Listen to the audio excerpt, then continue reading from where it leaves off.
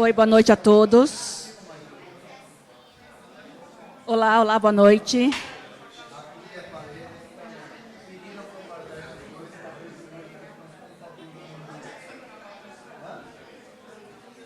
Gente, o Rabino está atrasado, ele teve um problema no aeroporto de Guarulhos, está chegando em 15 minutos.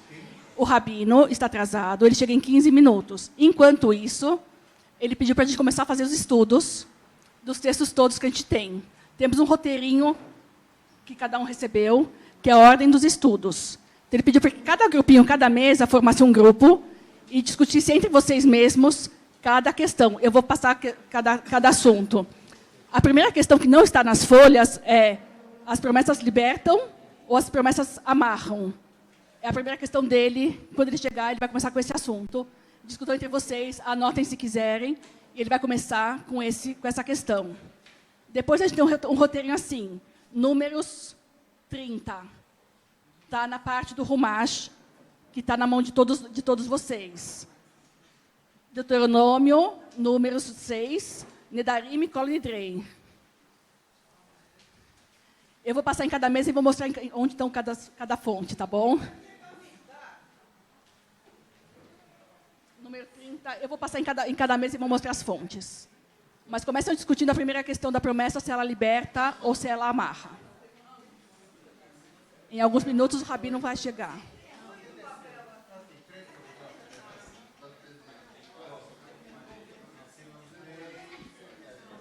Natan, para o pessoal de casa, vai passando as fontes.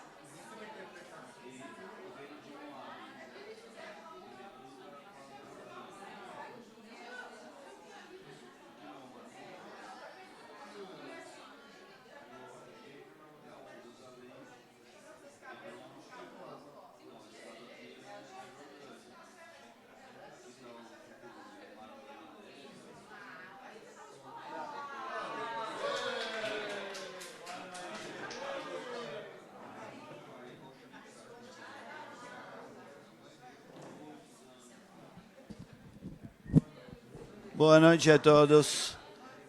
Chegamos finalmente, depois de toda a Marginal, all'Italia, Guarulhos. Minha mãe, conhecem a minha mãe? Aí está. Obrigado pela paciência, espero que tenham estudado e aprendido algumas coisas. Agora vem a chamada oral. Vamos ver o que aprenderam. É brincadeira, sem provas. Muito bem. Nossa pergunta inicial era se as promessas, os nedarim, nos libertam ou nos amarram. Conversaram sobre isso? Os grupos, ou não? Sim. E a que conclusões chegaram? Amarram. Libertam. Vamos tentar entender isso. Não, vamos responder minha pergunta. Depois vamos ouvir novas perguntas. Que aí levantaram a mão? Eu acho que, inclusive, do ponto de vista das palavras que são escolhidas para falar sobre as palavras. Outro microfone, sim. Momento, Dani, momento. Senão, os que estão por aí não vão te ouvir. Me parece que nesse primeiro trecho que está indicado aqui, as próprias palavras, algumas das palavras que são escolhidas para falar sobre o que a promessa faz, falam de amarrar, de restringir. Essa imagem, para mim, está muito aos olhos no texto. Qual te parecia isso?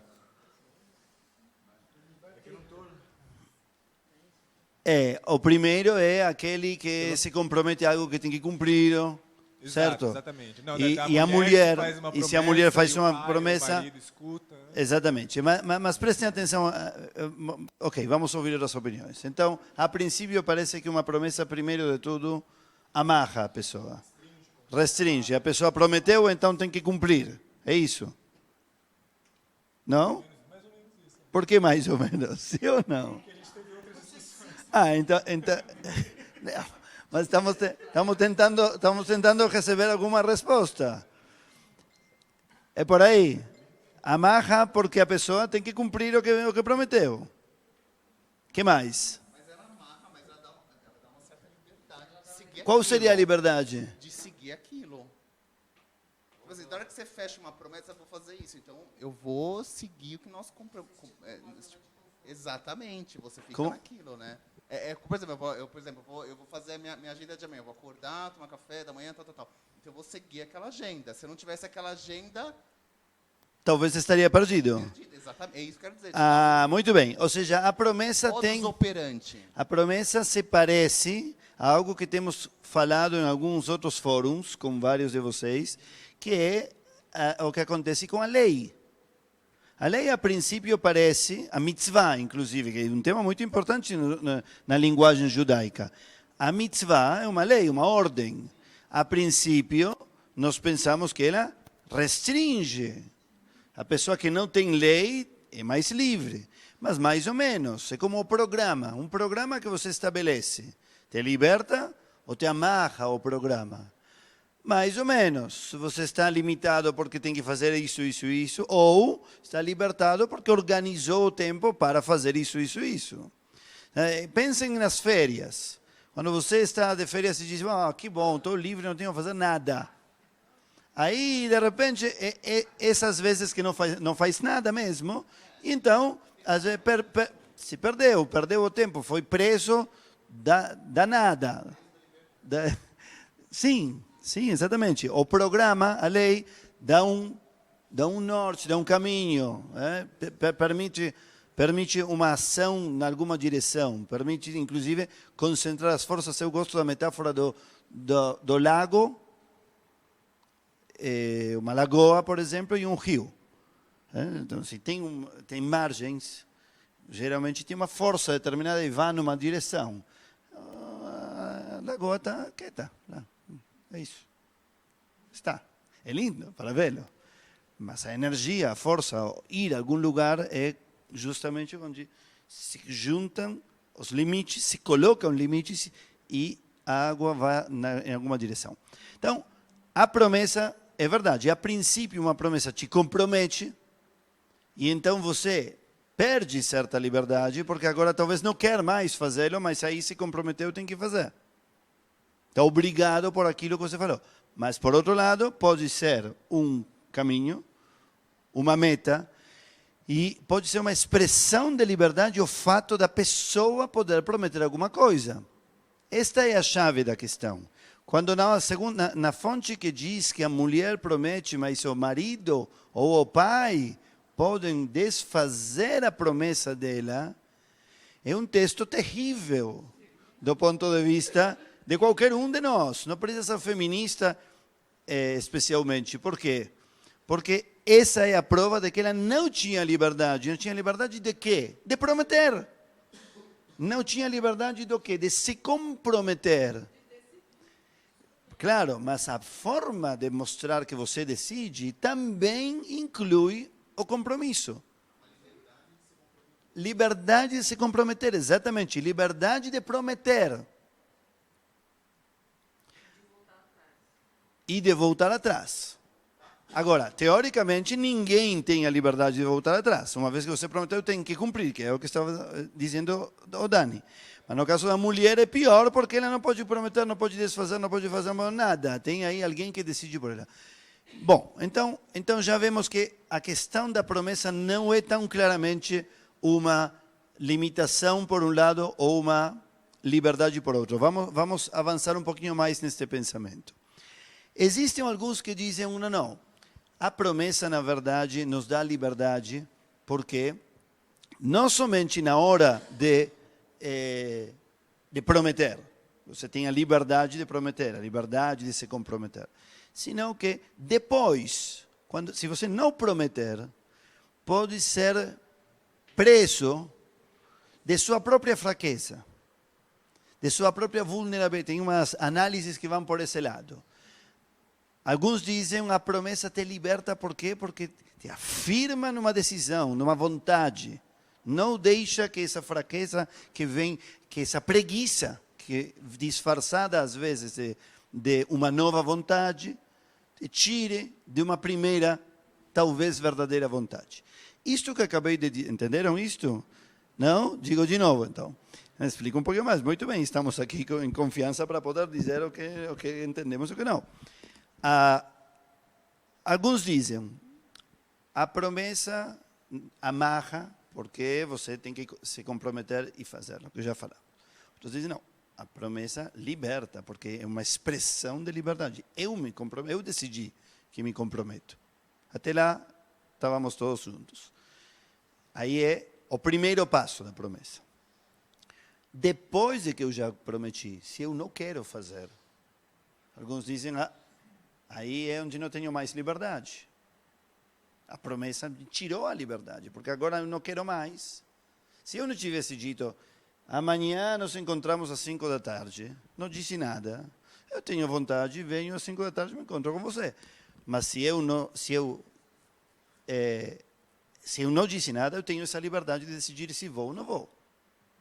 Mas se eu já disse, agora eu tenho que cumprir e não tenho mais a liberdade de não querer vir. Tá bom? Agora, um momento. Outros dizem, não. É uma expressão de liberdade também post-factum. Por quê? Porque talvez a primeira vontade é a mais verdadeira. É eu mesmo. É a mais original. E o que vem depois, pelo qual eu não quero vir às 5 da tarde, apesar de que eu falei, é preguiça, é falta de compromisso, é falta de força. Mas, e essas são amarras. Essas são amarras.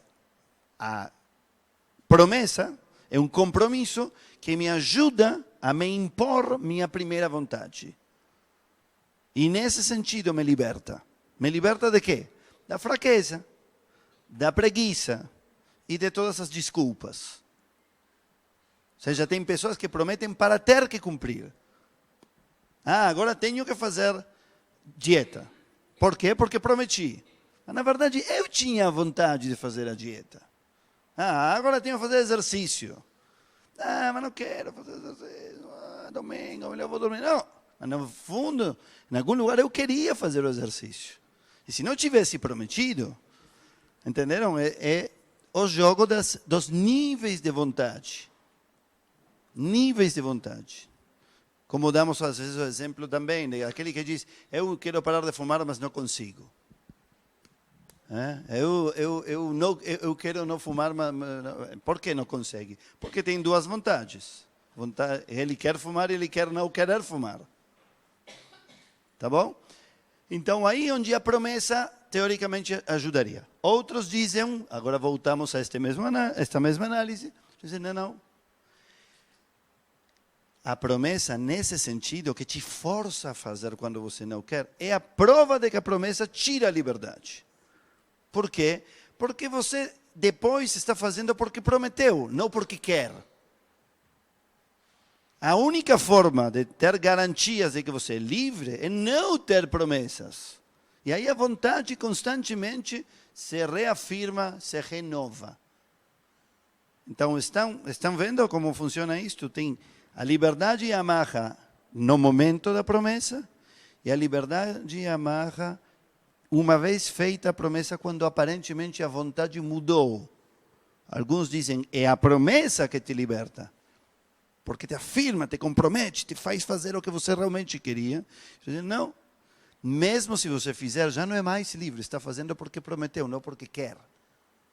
A promessa tira a verdadeira vontade. Paramos aqui, vamos colher, vejo que tem várias mãos, várias pessoas querem falar sobre isto. Muito bem. 1, 2, você já falou, espera um minutinho, porque senão não chegamos. 3, 4. Diga. Promessa no sentido Brasil, universo mental, etc. Se você prometeu e se não cumpriu, se você é católico, você não vai para o paraíso. No judaísmo, isso vai para onde? Se você prometeu e não cumpriu? Boa, ok, muito bem. Vamos ouvir outras. A questão que eu coloquei seria, eu não senti nem que liberta e nem que, nem que amarra. E a questão que surgiu para a gente aqui é por que prometer? Algo que contradiz até o fluxo da vida, que é a mudança. Muito bem. Os que falam contra as promessas, que é bastante parte desse espírito judaico, dizem não, a promessa justamente inibe o fluxo da mudança, da transformação. A pessoa pode ter hoje uma vontade e amanhã tem outra. E aqui vem um terceiro aspecto, já falamos antes, depois, e agora tem a questão social, ou a questão, uma visão um pouquinho maior. Você está falando o fluxo da vida. Você supõe que a vida tem um fluxo, tem uma transformação, tem um dinamismo, e as promessas, os compromissos poderiam travá-lo. Outros dizem, não, a visão macro tem que pensar na sociedade, numa comunidade, num trabalho, num partido político, se querem, num contrato. Se não houvesse promessas, não haveriam compromissos, não poderíamos contar com ninguém. Haveria, entre aspas, tanta liberdade que tudo seria absolutamente impredecível. Sim, mas trabalhamos com intenção. Fazemos só acordos de intenções. Por exemplo, vamos nos encontrar amanhã às 5, a não ser que eu mude de opinião amanhã. Você venha e depois vemos se eu estou ou não. Vai se falar. A frase vai se falando é exatamente isso. Vai se falar. A gente vai se falando é genial. A gente, quem é? E vai se falando como, quando, com quem. Todos fazemos isso, é verdade. Aonde vai a pessoa que não cumpre é o mesmo que dizer que acontece com a pessoa que transgride uma norma. Não temos um onde, não tem um local, se essa era a pergunta. Mas é visto como uma transgressão. De todo modo, vejam que em um dos textos, o último de Números, não sei se chegaram a vê-lo também, era a promessa, eram os votos do Nazir, o Nazareno. O interessante lá é que a ideia... Bom, o primeiro, então, já foi analisado, a questão da mulher, se está livre ou não. O segundo fala diretamente melhor não prometer. Se você faz algo bom sem dizer nada antes, genial. Se você prometeu e depois não faz, é muito ruim. Então, melhor não prometer nada, faça o melhor que puder e pronto. Esse é um conselho prático. Agora, o terceiro fala sobre um tipo de promessa muito específico, que é o Nazir. O Nazir fazia um voto mais do que uma promessa. Eu não vou cortar o cabelo, eu não vou beber, eu não vou comer carne, eu não vou comer todos os dias, vou comer só dia sim, dia não, vou comer somente dia. Eu vou jejuar durante o dia e à noite vou comer alguma coisa. Enfim, votos. O interessante desse texto para nossa análise são as seguintes coisas. Primeiro, aí se estabelecem que coisas ele pode prometer e quais não. Vocês viram isso? Interessante. Ele pode prometer que não vai cortar o cabelo, que não vai beber vinho, que não vai comer carne, que não vai ter relações sexuais. É mais ou menos isso. Não pode prometer outras, não pode prometer que vai jejuar 3 dias. Não aparece isso lá. Ou que vai ficar em silêncio durante um mês. Poderiam ter dito isso, por que não? Eles têm umas limitações. Depois, na Halachá, no Talmud, Rambam e demais vão analisar por que essas coisas sim e outras não e por que limitaram algumas. A ideia geral é que vem com o segundo assunto. Como termina toda essa história? O Nazareno, ou seja, são ascetas. E aquele que tem muita vontade de dizer, Rabino está falando em gringo, porque não existe a palavra asceta em português. Toda vez que ensino isto, tenho o prazer de dizer, existe. Existe, só que os brasileiros que falam português nativos não usam essa palavra. Mas existe, está no dicionário. Asceta, ascetismo, são as pessoas que se afastam da sociedade, de todo tipo de vida mundana. Muito bem, os nazarenos eram isso, ascetas. A tradução literal é asceta. Nazareno é uma palavra que é adaptada do hebraico, de Nazir. Mas a palavra em português, como em espanhol, é asceta. Muito bem. Teoricamente, essa pessoa asceta está fazendo todas as questões vinculadas à pureza de um modo muito mais extremo que uma pessoa normal. Porém, quando termina isso, o texto que diz que coisas pode prometer e que tem que terminar. É por um tempo determinado. Não pode ficar nazareno a vida toda. Até um ponto determinado. E o mais interessante de tudo, quando termina isso, o que faz ele? O que faz? É uma resposta fácil, direta. Tem que trazer um sacrifício, uma oferenda. E essa oferenda se chama como? Um korban hatat. Ou seja, o quê? Acho que falou bem. Um sacrifício do pecado. Aí todos os comentários. Pecado. Diga isso forte. Pecado? Como? Que pecado? Estava mais certinho que os certinhos.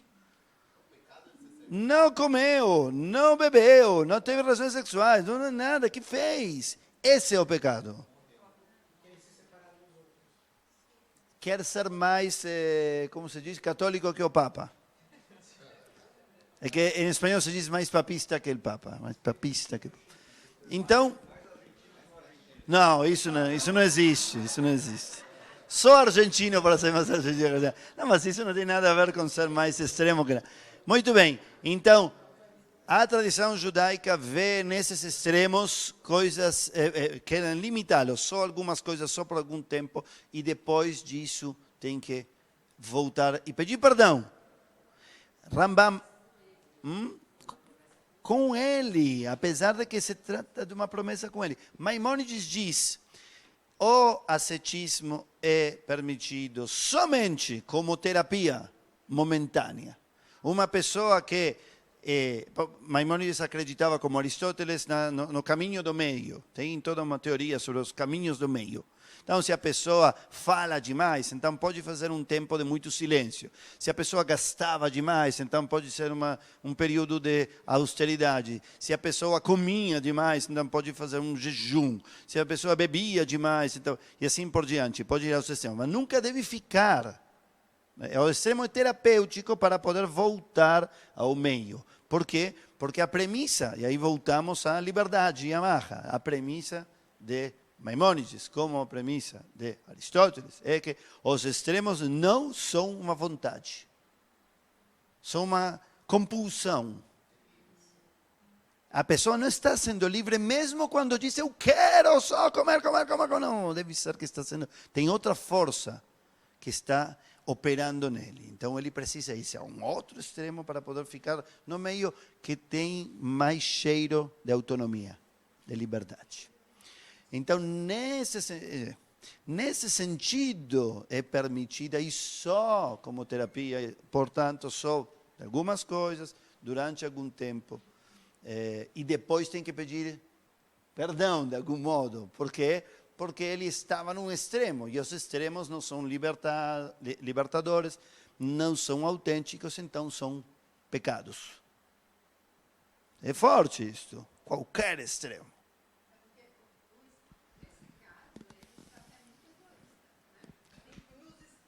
Por que está sendo egoísta? Muito bem, boa palavra essa. Tem alguns que dizem que ele está sendo egoísta com a sociedade. Ele foi colocado no mundo para trazer algum benefício também aos outros, para compartilhar, para falar, para ler, para escrever, para conversar, para ouvir música, para criticar, ou seja, se interrelacionar com as pessoas. E de repente ele está aí. Então, um momento. Então, está sendo egoísta, está tirando as oportunidades que foram dadas, as ferramentas foram dadas para serem entregues no mundo, só para ele. E aí, então, deveria isto. Um momento, quem estava com a mão levantada e não falou? Você já falou o que ia falar? Ou tem outra coisa? Bem. Queria perguntar o seguinte, na pergunta, quando se faz uma promessa, se diz os religiosos, Blin Eden, né? Queria que o senhor comentasse a respeito. Eu já vou responder isso, porque isso eu quero trazer a vocês algo muito importante de Jorge Luis Borges, que eu citei algumas vezes sobre as promessas. Daqui a pouco eu vou falar disso e aí vai se relacionar com isso. Não esqueço. Diga. Eu queria fazer uma pergunta sobre esse tema. A gente estava falando que o nazireu é egoísta, ou que ele está fazendo isso de forma a fazer uma promessa consigo mesmo. Mas aqui no texto diz que ele está fazendo isso para o eterno, separando-se para o eterno, está consagrando-se ao eterno. E por que essa separação é extremista, mas por que ela está relacionada ao eterno? E por que o eterno não está no povo e está na separação? E por que ele está no extremo? E por que isso é um pecado? Muito bom. O que explicam os comentaristas, lá não tem muito detalhe, simplesmente estão as normas. Pode prometer só essas coisas, só por esse tempo, e depois tem que trazer o sacrifício. É descritivo, não está desenvolvido. Nós podemos inferir como fizeram os leitores anteriores a nós, que foram lendo isso e estabelecendo conclusões. Aparentemente se perguntaram isso porque trouxeram algumas respostas desse tipo. Volto a Maimônides porque acho que talvez é o mais claro, o mais didático para o pouco tempo que temos. Para ele, a mera suposição de que Deus estaria na separação já é uma visão errada. Supor que para estar mais perto de Deus eu tenho que deixar a sociedade, tenho que deixar as pessoas, tenho que deixar o mundo, é uma visão que está distorcida, transtornada de algum modo, por alguma razão. Então a pessoa talvez precise dessa terapia, desses votos, desses extremos, para voltar a uma coisa um pouco mais, porque a premissa nossa é o contrário. O mundo foi criado por um Deus que queria o mundo e que queria as interrelações. E Deus se manifesta nos vínculos, nos relacionamentos, nas dinâmicas. Deus e o mundo são a mesma coisa na mística, por exemplo. O mundo são aspectos do divino, então como Deus vai ser uma fuga? Como o divino vai ser uma fuga do mundo se são o mesmo? Então, achar que para eu me vincular a Deus eu preciso sair do mundo a um outro lado é um transtorno do qual eu preciso voltar. Tá? Então, de algum modo, acho que isso captura toda essa questão. Um segundinho que quero me relacionar com a questão do Bli Neder. O que é o Bli Neder? Bli Neder significa literalmente sem promessa, mas se refere à palavra Neder. Existe, aí terão visto no hebraico que existem várias palavras para falar em promessa. Você pode dizer em hebraico Shvuah, não Shavua, que é semana, mas se escreve parecido. Shvuah, é promessa, leishavá, é o verbo de prometer, é um verbo quase reflexivo, um verbo passivo. Se coloca numa promessa, não promete, se promete sempre, é meio assim. Isar, kol nidrei ve'esarei ushvuei. Lembram desse texto? Daqui a pouco vamos ouvi-lo. Está preparado, né? Muito bem. Então, Neder é uma palavra, Isar é outra palavra, Shvuah é outra palavra. E depois tem palavras mais modernas, como Avtachá, por exemplo, que de novo, é prometer, é assegurar, que garantir. Bom, Kol nidrei ve'esarei ushvuei vacharamei. Essas já são um pouco mais específicas e não são da linguagem nossa. Jerem é uma promessa de outro tipo, sabem? É a forma, é a excomulgação de alguém, comulgar e excomulgar. Bom, então existem várias palavras. Bli Neder é uma expressão um pouco mais moderna, mas que vem de toda esta análise que estamos falando agora. Que consiste no seguinte: quando a gente faz uma promessa, está dando a entender que tem controle. Não sei se pensaram nisso alguma vez. Nesse sentido, a promessa também é uma expressão de extrema liberdade, inclusive quase arrogante. Aí sim me lembro da minha terra de nascimento. Nada contra a família que me fez nascer aí, mas porque pareceria que a pessoa controlasse o suficiente como para prometer. Se eu digo, eu te prometo que amanhã às 5 da tarde estou aqui, estou dizendo que eu controlo tudo. E se amanhã eu estou vindo para cá e tenho um acidente? Se amanhã antes de não estou vindo, não consigo acordar mais.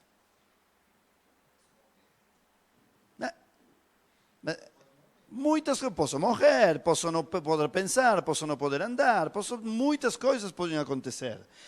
Por um momento pensam a quantidade de compromissos que a gente assume ao longo de um dia.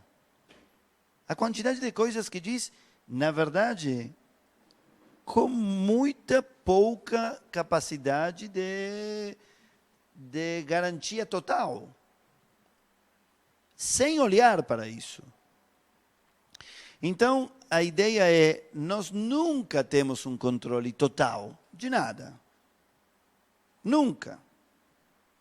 A promessa é muito arrogante. E por essa razão, é como que a pessoa diz, eu prometo até onde eu humanamente posso me comprometer. Com a consciência de que nunca vou ter o controle total de nada. Então, Bli Neder significa, as pessoas acham, em Israel, muitas pessoas dizem Bli Neder e acham que é uma forma de se descomprometer. Mas é o contrário. Na linguagem judaica, é a forma de compromisso com humildade, uma forma de compromisso com a consciência de que o compromisso total só pode vir de um ser 100% livre, ou seja, 100% poderoso, que não é o humano, em nenhuma circunstância. Em nenhuma circunstância. A pessoa diz, você pode contar comigo sempre. Sempre, e talvez amanhã não estou. Talvez amanhã não amo mais você. Talvez amanhã não entendo mais você. Pode acontecer, que não tenho nem controle sobre o que sinto, sobre o que penso. Nem sobre como funciona meu corpo, nem como funciona minha mente. A maioria das coisas temos um controle relativo.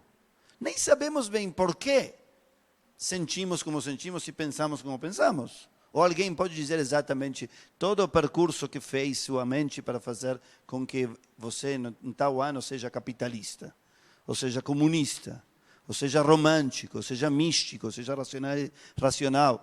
Essas coisas vão mudando e os mais reflexivos entre nós conseguem observar partes do percurso de sua mente.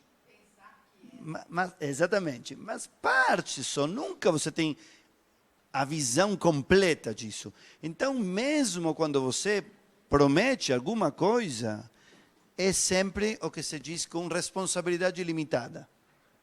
Como as empresas de responsabilidade limitada. Em hebraico também existe isso, Be'eravon Mugbal.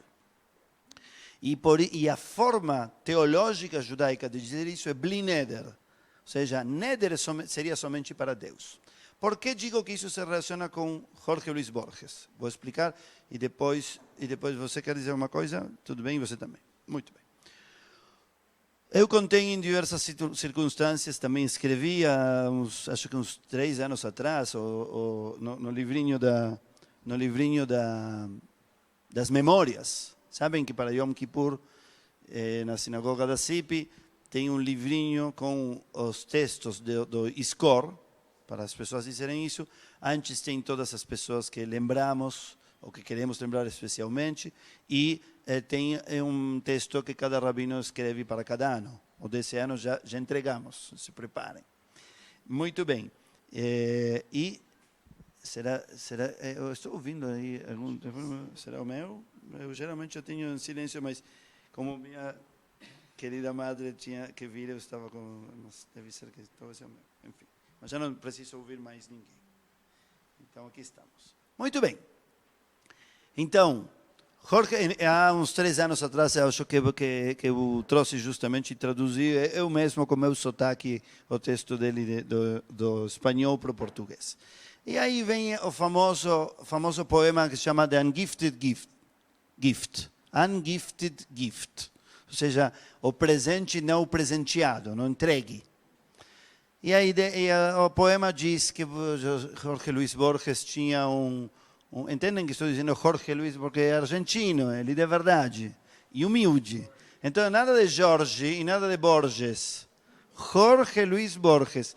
Quem tiver algo com esta pronúncia, eu vou fazer uma chamada oral para ver se sabem dizer Jorge. E não Jorge, e não é nada parecido. E nada de Jorge. Jorge Luis Borges. Muito bem. Esse maravilhoso escritor escreveu um poema que disse que ele tinha um amigo que era pintor e prometeu a ele um quadro. Já me ouviram falar disso alguma vez? E esse quadro, levantar a mão quem já ouviu isto. É só uma minoria, então vou ter que contá-lo de novo. Muito bem. Jorge Luis, ele tinha um amigo pintor que tinha prometido a ele um quadro. E ele estava muito feliz com essa promessa e então fez um espaço numa parede de sua casa para colocar o quadro, pendurar o quadro que o amigo ia pintar. O amigo morreu antes de pintar o quadro, ou antes de terminá-lo. Enfim, Jorge Luis não recebeu o quadro. E aí ele observou com muita tristeza, nostalgia e até raiva, revoltado, o que aconteceu, e concluiu: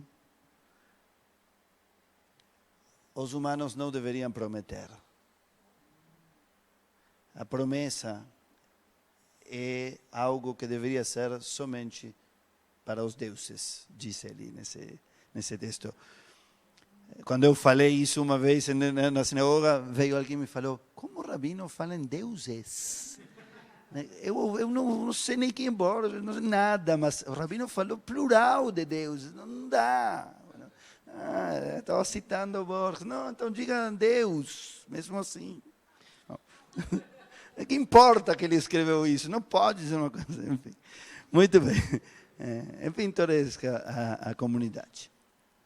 E então, ele diz, Borges, aí com toda a tristeza e com toda a sensação de me revoltar contra o que aconteceu, eu concluí: os seres humanos não deveriam prometer. As promessas deveriam ser privativas dos deuses.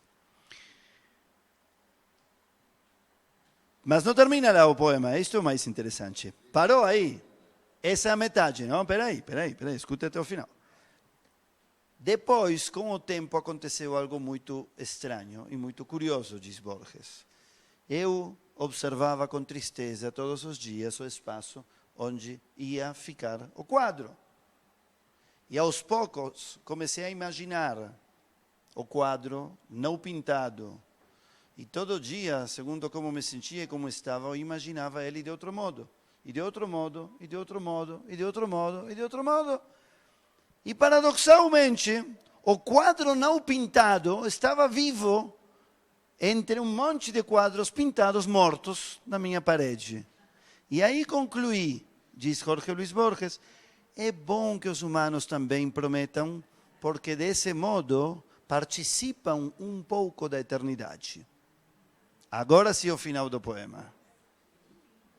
Lindo, lindo, maravilhoso. Na minha opinião, o que isso quer dizer? Isso vai direto ao encontro do último texto, que é Kol Nidrei, que daqui a pouco vamos ouvi-lo também. Kol Nidrei é uma reza que diz de antemão: tudo que vou prometer já está pagado de antemão. Como assim? Preventivo. Já está pagado. Kol Nidrei Yom Kippurim Ze ad Yom Kippurim Abba. Ou seja, o que vou prometer no próximo ano, ainda não prometi nada. Mas todos vocês que estão comigo na sinagoga, não comigo, isso diz, quem fala aí é o Hazan. Saibam que não vou cumprir nada, que posso não cumprir nada, porque já está pagado de antemão. Por esta razão que estou falando agora, o texto o Kol Nidrei foi, apesar de todo o poder e a força que tem, foi discutido se devia ficar ou não. E grandes rabinos foram voto vencido, mas opinaram. Isso não tem nada a ver com ortodoxos ou reformistas, grandes rabinos ortodoxos, em diversas épocas. Um deles é justamente o Shimshon Rafael Hirsch, que eu estudei para o meu doutorado, e que lutava contra a reforma e demais. Nos identificamos em outras coisas, não na luta contra a reforma, enfim. Mas ele, apesar de ser justamente um rabino bem ortodoxo e combatente da reforma, era um dos mais militantes contra o Kol Nidrei. Por quê? Porque dizia: que educação é essa? Que estándar é esse? O dia mais sagrado, mais puro, que os today's Jews, não dizia isso ainda porque ele não falava inglês, imagino, não sei, talvez sim, mas não, enfim, não era essa a língua principal. As pessoas que vêm à sinagoga só um dia por ano, vêm, ou 2 dias por ano, e aí você diz para eles que o ideal judaico é que tudo que você promete já o apagou de antemão. Que ética é essa? Que verdade é essa? Que modelo é esse? Tem que tirar o Kol Nidrei. Isso é um parágrafo aí em aramaico. Yom Kippur está repleto de boas rezas, não precisa. Mas foi voto vencido. O Kol Nidrei tinha muita, muita força. Aparentemente, historicamente, dizem alguns que recebeu muita mais força, especialmente quando passou pela época da Inquisição. Porque aí os judeus que deviam manter, que eram criptojudeus, que mantinham o judaísmo escondido, justamente em Yom Kippur se sentiam libertados e liberados do peso de tudo que eles deviam mentir para poder manter a consciência. Então eles diziam, não, para poder sobreviver. Então eles diziam, eu sou cristão, eu como porco, eu acredito no que você quiser, não me mate, somente isso. Dizia isso o tempo todo. Guardava a esperança que em Yom Kippur tinha um minutinho que ele dizia Kol Nidrei, e com isso já ficava tranquilo para todas as promessas que faria durante o ano. Ou seja, o texto escrito muito antes da Inquisição se tornou imprescindível para a sobrevivência de muitos judeus. Essa é uma das teorias, existem outras, mas o Kol Nidrei ganhou de todos os rabinos que quiseram defender a educação da sinceridade, da autenticidade. E por isso ficou. Existem rabinos liberais até hoje que dizem o Kol Nidrei, já que repetimos o Kol Nidrei 3 vezes, sabem que o Kol Nidrei se diz 3 vezes. Poderíamos dizer o texto tradicional uma vez, uma outra vez poderíamos dizer tudo o que prometi do ano passado, de Yom Kippurim She'avar ad Yom Kippurim Zeh. Não falemos de que já estou apagando tudo que vem. Apago tudo que não consegui cumprir no ano passado. Por que não mudar só isso? E, na verdade, existem versões antigas, bem antigas, não só reformistas de hoje em dia, que dizem só isso. E tem algumas reformistas que integraram as duas. Mas os Hazanim não gostam disso, porque não cabe bem na música. Me dizer todas as promessas e os votos que prometi do ano passado até esse ano, e que prometerei desse ano até... Não entra na música. Não entra na métrica, é um problema. Dizem, talvez vocês resolvam esse problema. Então, por isso, tem muitos que não fazem. E tem outros que escreveram Kol Nidrei alternativo, que é quase o contrário. Eu tenho alguns colegas que fizeram isso há alguns bons anos, que dizem todas as promessas que prometi, que jurei, e juramentos e votos que prometi, que jurei, que votei, que sejam válidos, me comprometam, me empurrem a fazer, me deem a esperança, me obriguem, e estão em pé. Quase o mesmo, mas dito quase do modo oposto. Eu tenho uma teoria pessoal sobre qual poderia ser o efeito do Kol Nidrei, a contribuição do Kol Nidrei para a pessoa. Depois de toda essa jornada que fizemos, com o estudo que fizeram primeiro, com a discussão e as reflexões que fizemos depois, com Borges e as perguntas de vocês, eu tenho uma pequena teoria que é a seguinte. A pessoa não tem um controle absoluto nunca. Fato. Prometer seria o controle absoluto. Agora, se ela reconhece que não tem um controle absoluto e que, portanto, não pode prometer e, portanto, não pode se comprometer, além de que os relacionamentos seriam complicados, e a sociedade teria dificuldades, e a confiança e a fé e a entrega de um e outro teria dificuldades, além disso, existiria antes de tudo isso um problema da pessoa com si própria. Porque talvez a pessoa não poderia não só não se comprometer com ela, se atrever a querer de verdade algo. Porque poderia dizer, não tenho nenhum controle, para que me dizer a mim mesmo que eu quero isso se talvez não vou poder alcançá-lo? Melhor dizer a mim que não tenho vontades, que não tenho sonhos e não tenho esperanças, porque não tenho possibilidade, não tenho garantia de alcançar nada. Se só Deus controla tudo, e eu não sei se minha própria vontade amanhã vai estar no mesmo lugar, minha própria força, minha racionalidade, minha emoção, minhas ideias, então melhor não querer nada, não só não prometer nada, não sonhar com nada. E seria uma vida muito diferente. Então, o judaísmo com esse Kol Nidrei, teoria minha, se serve, usem, senão pode deixar do lado. A teoria minha é, o judaísmo nos dá de presente esse jogo no qual eu digo de antemão, eu sei que sou humano e sou limitado e não controlo quase nada a maioria das vezes. Por isso, é provável que tudo o que eu queira não consiga. Então, de antemão, declaro isso. E apago qualquer compromisso extremo. Por se eu não conseguir chegar. Agora que já apaguei, posso tentar. Posso sonhar. Posso me comprometer até onde eu chego. Blineder. Ou seja, posso usar minha humanidade até onde ela chegar.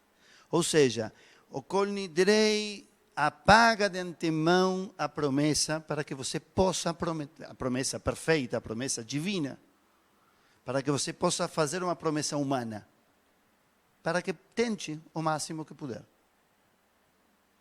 Essa é a minha pequena teoria, que para isso existe o Kol Nidrei. Para sim se comprometer, mas com a consciência de que talvez não vou chegar.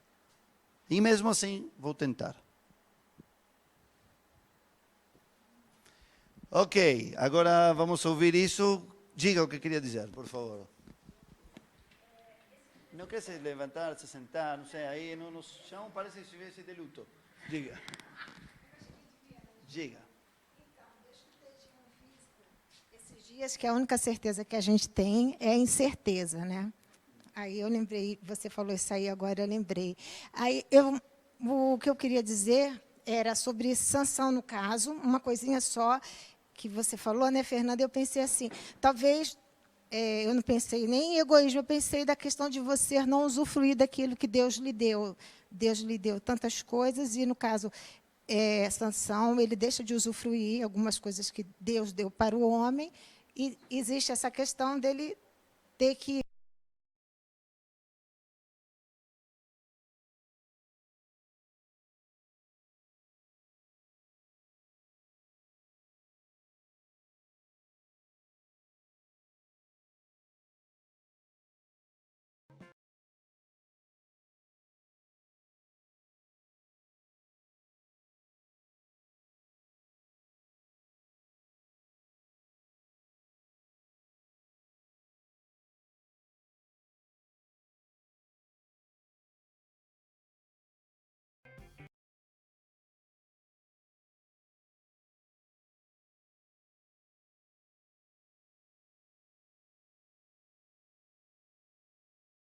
leis familiares ou é outro tipo de voto?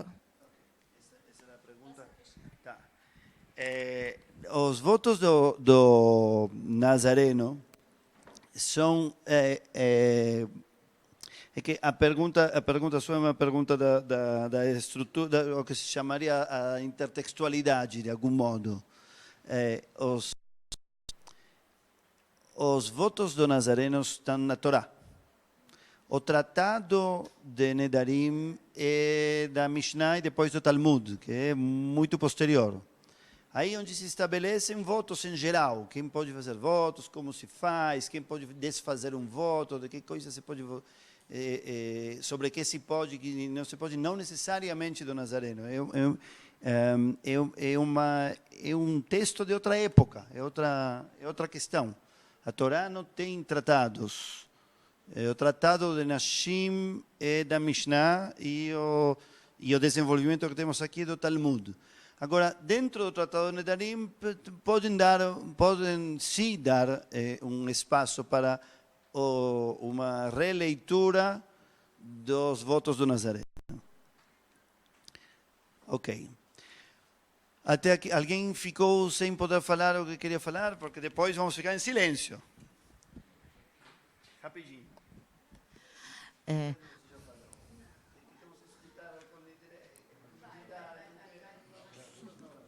Não,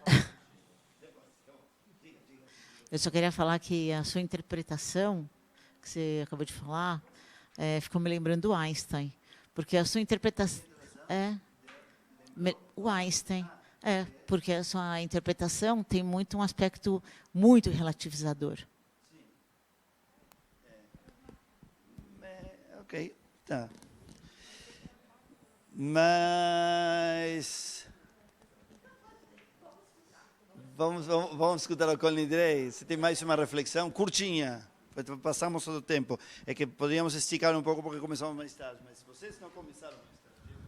Na minha humilde opinião, se eu me ligo em Hashem, eu posso tudo. Se eu estou conectado com Hashem, eu posso tudo. Que tem um poder completo. Entendi. Tá bom, é uma leitura da religiosidade. Eu acho que é bonita e é perigosa, como muitas coisas, né? Porque quem sabe qual é a definição de conexão e os limites desse tudo, né? Posso acabar com alguém por isso? Posso matar alguém? Não, claro que não. Digo que existe esse perigo, digamos. Você queria perguntar ao senhor? Já não? Muito bem. Então vamos, onde está o cantor? Sumiu o cantor? Muito bem. O que vamos fazer agora, então, prestem atenção. O que vamos fazer agora, então, é o seguinte. Nós vamos ouvir uma versão de Colin Drey, com a música tradicional, cantada pelo nosso querido cantor, que já nos cantou outra vez os 13 atributos, lembram, na semana passada? E depois disso, você lembra? Ótimo. E imagino que vários outros também lembram.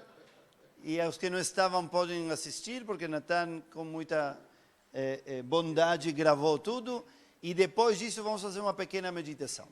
Então, vamos ouvir, vamos andar com as palavras e com toda a jornada que fizemos, e depois vamos meditar um pouquinho e depois vamos nos despedir.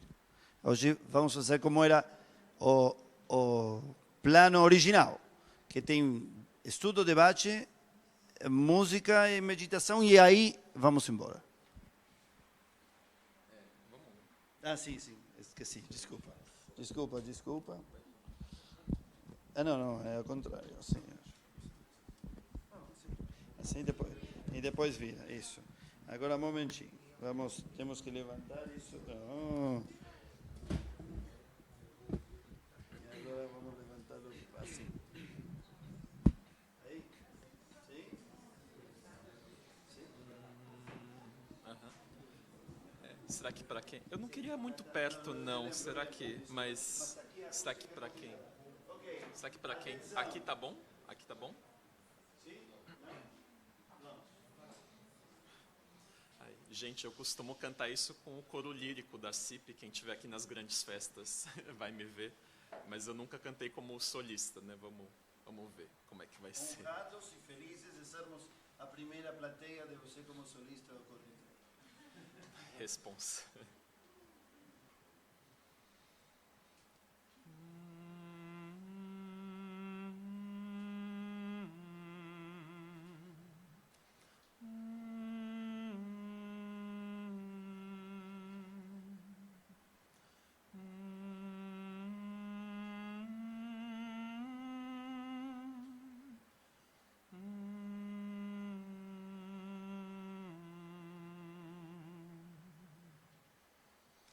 Kol nidrei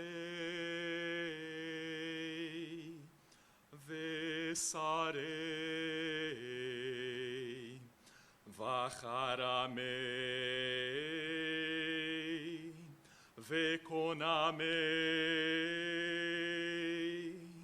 vechinuyei vekinusei Shavuot.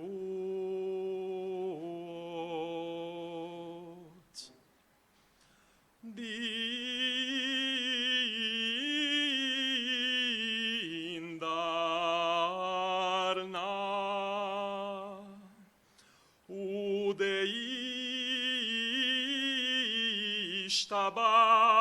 Udeishtabana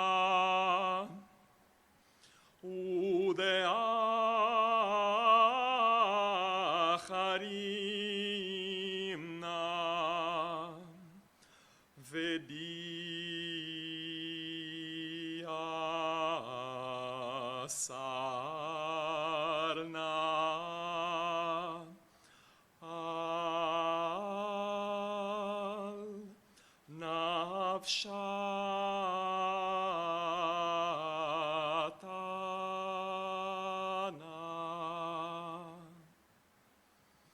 מיום כיפורים זה עד יום כיפורים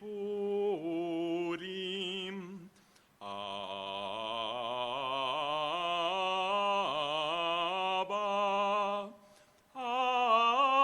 עלינו לטובה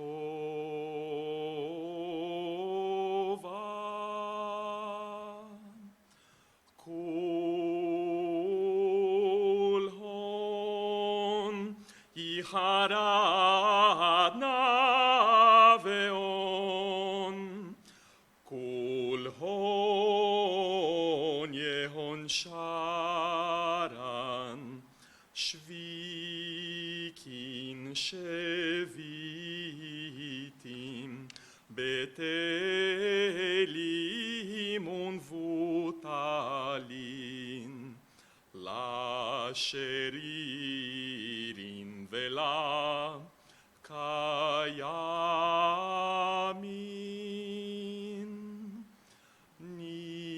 נדרנה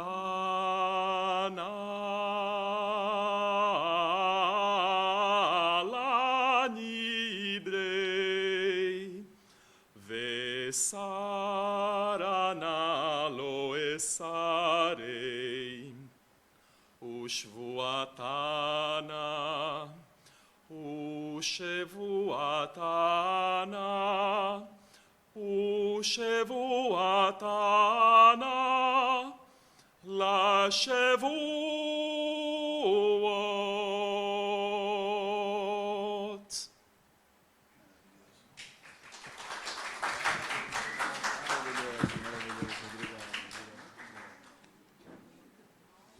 Vamos ficar onde estamos. Vamos ficar onde estamos.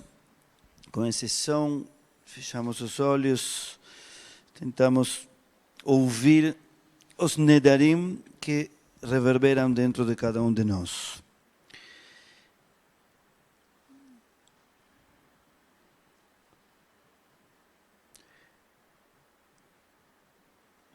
Nossas forças, nossas fraquezas, nossos sonhos, nossas conquistas, o que abandonamos no caminho, o que mudou no caminho, são os nossos nedarim. Nossos potenciais realizados, os que ficaram pendentes, os que não existem mais, os que ainda vão nascer, são os nossos nedarim. O que despertamos nas outras pessoas, o que as pessoas esperam de nós, são parte dos nossos nedarim. O que nós esperamos de outras pessoas, o que nos parece que elas prometem com sua presença, com seu passo pela nossa vida, são parte dos nossos nedarim. Eles nos amarram, delimitam caminhos, mas traçam oportunidades também. E assim realizam e exercem liberdades. O que atribuímos a Deus, o nosso Deus, é parte dos nossos nedarim, que chamamos de Deus.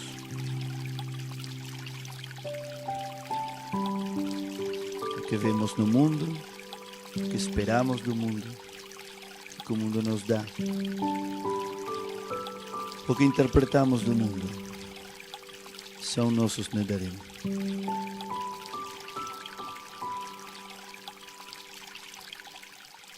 Tentamos vê-los, tentamos ouvi-los, tentamos senti-los e sermos através deles atravessar eles e ver como eles nos atravessam. Respirar eles, andar sobre eles, tocar eles.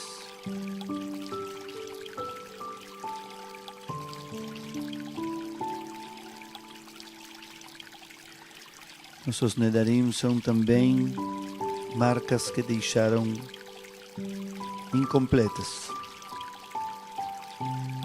os que já não estão fisicamente. Os quadros que pintaram e os que não pintaram. Aqueles que deixaram inconclusos para sempre. Aqueles que deixaram na nossa mão para nós completarmos. Talvez todo dia de outro modo. Também são os nossos nedarim.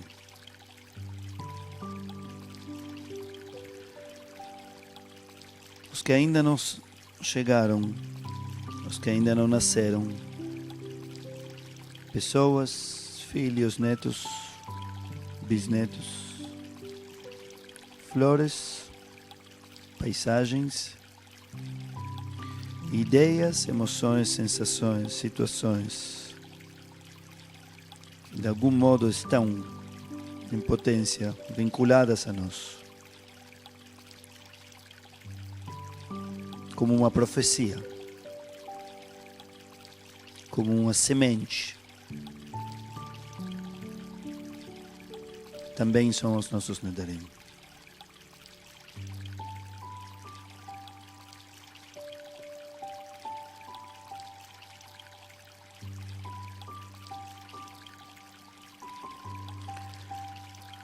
Não temos garantias.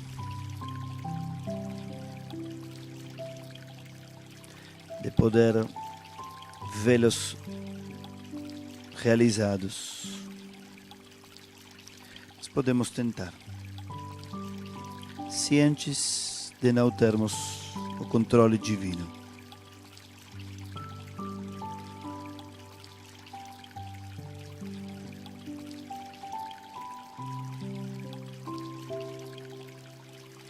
E isso é ser, é viver.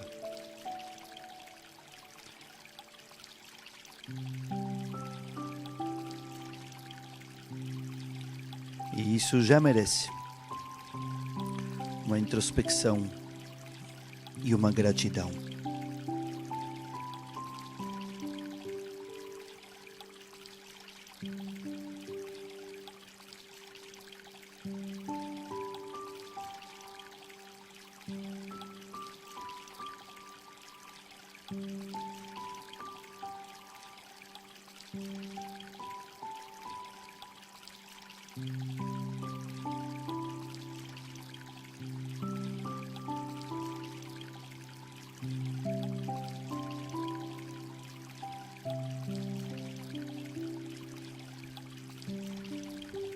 Voltamos de a pouco, aos poucos aqui. Abrimos os olhos. Shana Tová para todos. Hatimah Tová, se não nos vemos antes de Yom Kippur. E nós vamos ter nossas novas aulas quando terminar todo esse as grandes festas, toda essa jornada, Rosh Hashanah, Yom Kippur. Entre Rosh Hashanah e Yom Kippur vai ter e Sukkot. Entre Rosh Hashanah e Yom Kippur vai ter uma aula especial do Rabino Clifford Kulin, que vai estar aqui de visita de novo e nos oferece de presente mais uma aula. Dessa vez vai ser sobre os judeus errantes e os falsos messias. Recomendo muito. Isso vai ser numa quarta-feira. Quarta-feira justamente entre Rosh Hashanah e Yom Kippur. Esqueci qual é a data disso. Dia 2. Acho que sim. Dia 2 de outubro. E depois, sim, era isso. E 2 semanas depois, quarta-feira, dia 16, vai ter a aula dos rabinos na Sukkah. Essas são as duas aulas especiais de aqui até que retomemos nossas aulas. O próximo curso vai ser também estudo, reflexão, debate e meditação. E vai ser tudo depois de Sukkot e de Simchat Torah até o final do ano. E vamos nos concentrar em Pirkei Avot, o resumo da sabedoria judaica profunda, aplicada ao cotidiano, à educação, à política, aos relacionamentos. Pirkei Avot.